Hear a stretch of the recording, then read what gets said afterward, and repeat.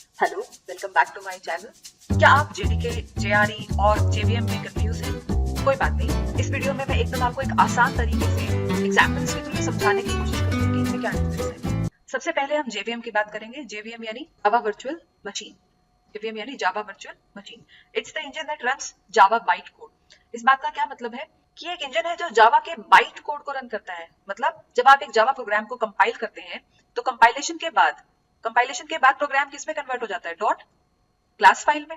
और जो dot class file है बनती है उसी में क्या होता है? आपका बाइट कोड। यानी क्लास फाइल आपकी कुछ नहीं है, बस एक बाइट कोड है। जेवीएम इसी बाइट कोड को आपके कंप्यूटर की भाषा में बदलकर रन करता है। Then next point is JVM is platform dependent. देखो, आपने सुना होगा कि जावा जो है वो प्लेटफॉर्म इंडिपेंडेंट लैंग्वेज है। जावा प्लेटफॉर्म इंडिपेंडेंट लैंग्वेज है, पर उसे ऐसा कौन बनाता है? ये जेवीएम। क्योंकि जो प्लेटफॉर्म डिपेंडेंसी का काम है वो उसका जिम्मा किसने ले लिया? जेवीएम ने। JVM is platform dependent. इसका मतलब ये है कि वो हर ऑपरेटिंग सिस्टम के लिए अलग है। हर ऑपरेटिंग सिस्टम के लिए जेवीएम अलग अलग है। ये मैं आपको एक्सप्लेन करी चुकी हूँ। जो डॉट क्लास फाइल है वो आपकी कन्वर्ट की जाती है मशीन स्पेसिफिक कोड में। और जेवीएम ना सिर्फ बाइट कोड को रन करता है बल्कि ये मेमोरी मैनेजमेंट, गार्बेज कलेक्शन और सिक्योरिटी जैसी जिम्मेवारियों को भी निभाता है। यानी आप एक तरीके से कह सकते हैं कि सपोज आपने इंग्लिश में कुछ लिखा, अब आप उसे फ्रेंच में सुनना चाहते हैं, तो इसके लिए आपको किसकी जरूरत पड़ेगी? एक ट्रांसलेटर की। तो यहाँ ट्रांसलेटर जेवीएम है, क्योंकि आपने जावा में प्रोग्राम लिखा पर आप उसे मशीन लैंग्वेज में देखना चाहते थे, तो उसका काम कौन परफॉर्म कर रहा है? जेवीएम। कैसे? ये आपके जावा बाइट कोड को आपके सिस्टम की भाषा में ट्रांसलेट कर देता है। अब बात करते हैं जेवीएम के स्ट्रक्चर की, यानी उसकी आर्किटेक्चर की।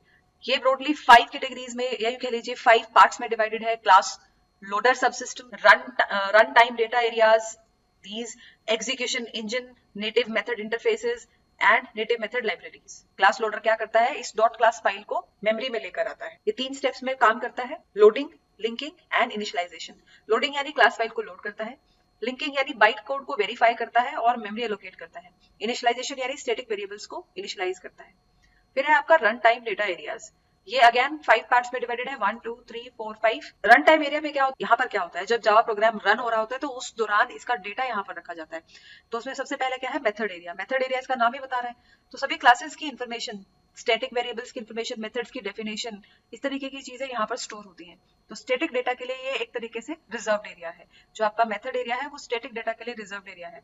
यानी मेथड की डेफिनेशन, स्टैटिक वेरिएबल्स, क्लासेस, इस तरीके का डेटा आपका कहाँ सेव होता है? मेथड एरिया में। Then is your heap. Heap में क्या होता है? सारे ऑब्जेक्ट्स और इंस्टेंस वेरिएबल्स यहाँ पर बनाए जाते हैं। ये सबसे बड़ा मेमोरी एरिया है आपका हीप।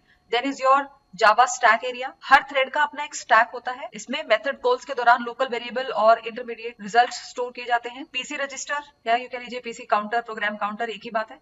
सो हर थ्रेड का अपना प्रोग्राम काउंटर भी होता है जो बताता है कि अगला इंस्ट्रक्शन कौन सा रहेगा। Then is native method stack. Native method stack में क्या है? जावा के अलावा जो भी नेटिव या यूं कह लीजिए नॉन जावा मेथड्स होते हैं जो कि सी या C++ में लिखे गए हो, उनके लिए यही मेमोरी है, native method stack. Then is your execution engine. Execution engine क्या करता है? हमारे बाइट कोड को मशीन कोड में कन्वर्ट करके, जैसे इसका नाम बता रहा है, एग्जीक्यूट कराता है। That is why it is called execution engine. अब इसमें आपके दो पार्ट्स हैं। One is your interpreter and another is your JIT, that is just in time compiler. Interpreter नाम ही बता रहा है, बाइट कोड को लाइन बाय लाइन पढ़ता है और एग्जीक्यूट करता है। JIT is just in time, यानी बार बार चलने वाले कोड को मशीन कोड में कन्वर्ट करता है ताकि प्रोग्राम जल्दी से चले। इसकी स्पीड बढ़ाने के लिए आप जस्ट इन टाइम कंपाइलर का यूज कर रहे होते हैं। और हाँ, इसमें आप इसी में आपका होता है गार्बेज कलेक्टर। तो जो अनयूज्ड मेमोरी है, जो फ्री हो चुकी होती है, ताकि मेमोरी लीकेज ना हो, तो गार्बेज कलेक्शन का काम भी कौन करता है? आपका execution engine. Then is your native method interface. अगर जावा प्रोग्राम में C या C++ जैसी कोई कोडिंग की गई है तो जो जावा मेथड इंटरफेस है उसकी हेल्प से जावा को नेटिव लाइब्रेरी से कनेक्ट करने का काम आपका नेटिव मेथड इंटरफेस का है। सो यू कह सकते हैं कि it is the bridge between Java and non Java coders. Native method libraries, उसका नाम ही बता रहा है, यहाँ वो DLLs है, वो लाइब्रेरीज है, वो शेयर्ड लाइब्रेरीज हैं जिनसे जावा नेटिव कोड को एक्सेस किया जाता है। अब कुछ क्वेश्चंस हैं इससे रिलेटेड जो क्वेश्चंस बनते हैं। Can one Java file contain multiple classes? सोचिए। तो इसका जवाब है हाँ, लेकिन क्या है कि उनमें से एक ही क्लास को पब्लिक रखना है और उसी से आप जानते हैं कि उसी से आप जावा के प्रोग्राम को सेव करेंगे। एंड कंपाइलेशन यूनिट किसको कहते हैं? एक सिंगल डॉट जावा फाइल को। फिर एक बहुत कॉमन क्वेश्चन पूछा जाता है, is an empty dot Java file valid? Dot Java file जो है वो बिल्कुल खाली हो तो क्या वो वैलिड है? Yes, it is syntactically valid. अब बात करते हैं JRE की, यानी JRE यानी जावा रन टाइम एनवायरनमेंट। तो JRE क्या है? आपका JVM plus core Java libraries and other files needed to run Java apps. क्या हम जेआरई से कोड लिख सकते हैं? नहीं, जेआरई से हम कोई कोड नहीं लिख सकते, क्योंकि ये कोई टूल नहीं है, क्योंकि ना ये कोई कंपाइलर है, ना ये कोई एडिटर है। अब आता है आपका जेडीके। जेडीके यानी जावा डेवलपमेंट किट।